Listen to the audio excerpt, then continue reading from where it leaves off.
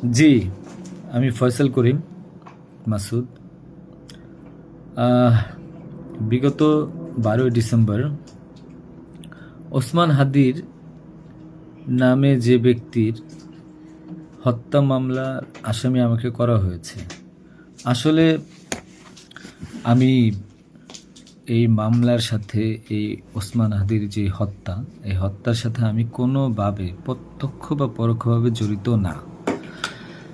এটা পুরোটা একটা মিথ্যা বানোয়াট একটা নিউজ বা যেটাই বলেন আসামি আমাকে করা হয়েছে। করার পিছনে বেশ কিছু কারণ আছে, কারণ আমি তার প্রচারণে ছিলাম।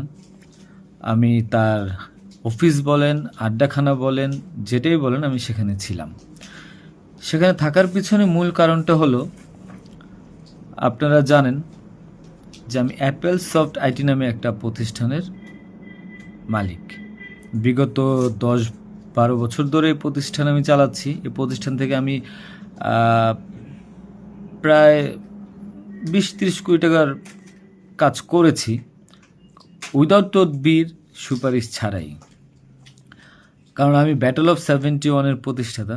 ব্যাটল অফ 71-এর মতো একটি গেম বানিয়ে আমি বাংলাদেশে জাতীয় পুরস্কারও পেয়েছি। আমি সফটওয়্যার ইঞ্জিনিয়ার, আমি এমবিএও করেছি। এখন কথা হচ্ছে সেটা না, কথা হচ্ছে যে আমি সেখানে কেন গেলাম। সরকার পতনের পর আমার ব্যবসা প্রতিষ্ঠানে অনেক লস হয়, যেখানে আমি ঋণগ্রস্ত হয়ে যাই। তো আমি কিছু কাজ, নতুন কাজ, আইটির কাজ জমা দিয়েছি। তো আমি তাদেরকে জমা দেওয়ার পর আমি দেখলাম যে তদবির সুপারিশ এখন দরকার হবে, কারণ যেহেতু আমার ব্যক্তিগত প্রোফাইলে এখন কোনো কাজ হচ্ছে না। তো আমি ওসমান হাদির ওখানে যাই, তার সাথে কথা বলি। বলার পর সে আমাকে আশ্বস্ত করে বলে যে সে আমাকে কাজ পাইয়ে দিবে। এই বাবদ সে 5 লাখ টাকাও চায়। আমি 5 লাখ টাকা দিই তাকে।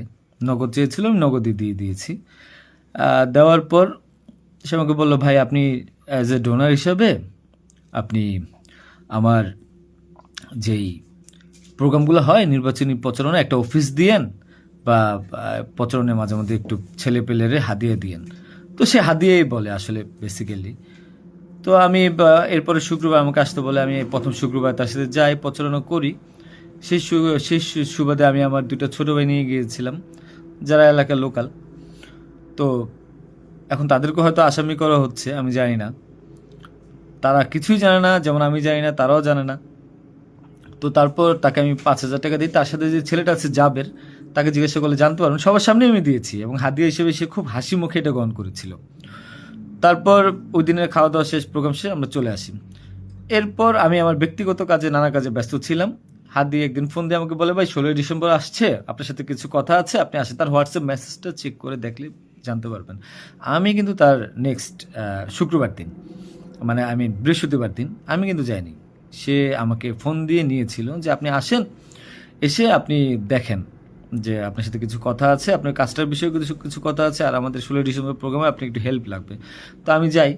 সাথে আমার বেসিক্যালি আমি বাইক চালাইতে পারি না, সেজন্য আমার যে বাইক, সেই বাইকের একজন চালক ছিল, ওটা আমার খুব ক্লোজ ছোটো ভাই, আমার খুব স্নেহের, আলমগীর। এবং তাকে নিয়ে যাই সাথে করে। যাওয়ার পরে তার সাথে আমি, পতাকা হবে 35 ইঞ্চি, 40 ইঞ্চি, 18 ইঞ্চি, এগুলো জাবেরকে জিজ্ঞাসা করলে পাবেন, তার সাথে লোক, তাদের সবাই যারা ছিল ওই সিসি ক্যামেরা যাদেরকে যাচ্ছেন সবাইকে জিজ্ঞাসা করতে পারেন। এবং তাকে 250 গেঞ্জি বানিয়ে দিতে হবে, এই জন্য কত টাকা লাগবে ডিটেল। এবং ঘটনার দিন আমাকে সে রিকোয়েস্ট করে, আজকে যারাই যে আপনারা দেখছেন হাজার হাজার লোক, শত শত লোক, হাদির তো এত লোক ছিল না, কারণ সে আমাকে নিজেই রিকোয়েস্ট করেছিল যে ভাইয়া আপনি আমাকে 5-10টা পোলাপাইন দিয়েন, আর 16ই ডিসেম্বরে 50টা ছেলে পেলে দিয়েন, যেন আমার পতাকাটা ধরতে পারে, আমার প্রোগ্রামটা সাকসেস করে দিতে পারে। তো দেখেন, তো ওই জায়গায় আমি তাকে আশ্বস্ত করি, ঠিক আছে আমি চেষ্টা করব। তো পরের দিন আমি যাই। পরের দিন আর মাঝখানে একটা কথা বলি, আমার এর পরের দিনই দুবাই যাওয়ার কথা ছিল, যেহেতু আমার দুবাইয়ের মাল্টিপল গোল্ডেন ভিসা আছে। আমি এর আগেও দুবাই গিয়েছিলাম। তো আমার একটা কাজে দুবাইয়ের কিছু প্রোডাক্ট কেনার কথা ছিল। তো আমার টিকিটটা আমি ওই দিন ক্যান্সেল করাই, যেহেতু সে রিকোয়েস্ট করেছে, পিছায় দিই।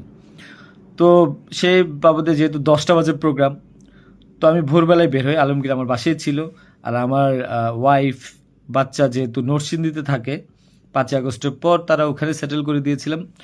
তো থাকার পর সুবাদে আমি আমার বোনের বাসায় উঠেছিলাম। আমি কিন্তু অন্য কোথাও যাইনি, বোনের বাসায় উঠেছিলাম ওদিন রাতে। তো ওই বাইক নিয়ে যাই, যেহেতু বাইকটা আমি কিনেছি। তো নাম রেজিস্ট্রেশন হয়নি। তো আলমগীর বাইকটা চালায়, আমাকে নিয়ে যায়। তো ভোরবেলা আমরা একটা উবার ডেকে আমরা একটা রিসোর্টে যাই, এটাও সত্য। ওই রিসোর্টে যে মেয়েটা ছিল, ওই মেয়েটা বেসিক্যালি আলমগীরের গার্লফ্রেন্ড। কারণ আলমগীর আমি দুবাই চলে যাওয়ার পর সে যেহেতু এলাকায় থাকতে পারছিল না, তার একটু বাইরে থাকতে হবে। তো ওই মেয়েটা তার কাছে একটা হেল্প চায় বাসা ভাড়ার জন্য। তো আলমগীর তার গার্লফ্রেন্ডকে হেল্প করার জন্য বলে, ঠিক আছে তুমি আজকে দেখা করো, আজকে আমাদের অনেক কাজ, তোমার সাথে আমি পরে দেখা করতে পারবো না। তো আলমগীরের সাথে আমি যাই। যাওয়ার পর 8টা-9টার দিকে আমি আবার চলে আসি, কারণ আমার এই টিকিটটা ক্যান্সেল করতে হবে। আবার হাদির প্রোগ্রামে যেতে হবে, ছেলে পেলেও নিয়ে যেতে হবে। তো আমি প্রিপারেশন নিয়ে সকালবেলা চলে আসি। আসার পর এখানে যে মেয়েটাকে গার্লফ্রেন্ড বানানো, মিথ্যা বানোয়াট একটা প্রচারণা, মানে এর চেয়ে জঘন্য কোনো কিছু হইতে পারে না এই দেশে। মানে আমাকে আসামি করেছেন, ভালো কথা করেন, কিন্তু এইরকম মিথ্যা মানুষের কলঙ্ক দেওয়ার কোনো মানে নেই। সতরা জানেন ওই মেয়েটা গরিব একটা মেয়ে, মেয়েটাকে ফাঁসাচ্ছেন, মেয়েটাকে দিয়ে যা মন চায় তাই বলান। এখন কথা হলো যে আমি প্রোগ্রাম করেছি, হাদিকে যে ওই দিন কথা বলেছি, এবং ওই দিন আমি তাকে আবার 10,000 টাকা দিয়েছি, পোলাপানকে খাওয়া দিয়েন। আমি আমার বাইক নিয়ে যাই, কে বা কারা এই হত্যাকাণ্ড ঘটেছে আমি জানি না। আমি 10 মিনিট আগে তার কাছ থেকে বিদায় নিয়ে চলে আসি। আসার পর আমি বাসায় আসি, যেহেতু আমি যাব দুবাই, আমি টিকিট ক্যান্সেল করেছি। আপনারা দুবাইয়ের টিকিটগুলো দেখতে পারেন। আমি একটু দেখাই একটা জিনিস আপনাদেরকে। এই যে দেখেন আমার দুবাইয়ের মাল্টিপল ভিসা। 1 মিনিট।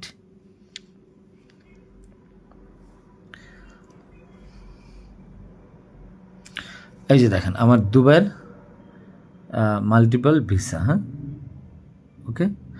আমি এখান থেকে ক্যামেরা যেহেতু দেখা যায় না, আমি এখান থেকে দেখাই। এই যে দুবাইয়ের মাল্টিপল ভিসা আমার স্পষ্ট আছে, দেখেন। ঠিক আছে, দেখেন। আরও ভালোভাবে যদি দেখাইতে চাই তাহলে দেখতে পারবেন কিনা আমি জানি না, একটু ভালোভাবে দেখেন। যাই হোক, এটা আমার দুবাইয়ের ভিসা। তো এরপর আমি এই যে আমার দুবাইয়ের ভিসা, আমার ওই দিন টিকিট ক্যান্সেল করি এবং আমি যাবো আমার কাছে বিদায় নিবই স্বাভাবিক। আমার ভাগিনা একটা আছে 5 বছর বয়স, সে আমার মোবাইলটা ফেলে দেয়। মোবাইলটা ফেলে দেওয়ার কারণে যেটা হয়েছে যে আমার এই মোবাইলটা নেওয়ার জন্য আমার 2 ভাগিনা খুব দৌড়ঝাঁপ করে মোবাইলটা নিয়ে আসে। আমার কাঁধে ব্যাগ ছিল, এখন ব্যাগকে অস্ত্রের ব্যাগ বানিয়ে দিচ্ছে, কিচ্ছু করার নেই আমার, যা বলবে তাই সত্য। আর আমার বাইকের নাম্বার প্লেট চেঞ্জ করে নাম্বার ম্যানহোল থেকে উদ্ধার করা, আমার বাবার 2বার ব্রেন স্ট্রোক করছে, তাকে দিয়ে উদ্ধার করানো, এটা কোন নাটক আমি জানি না।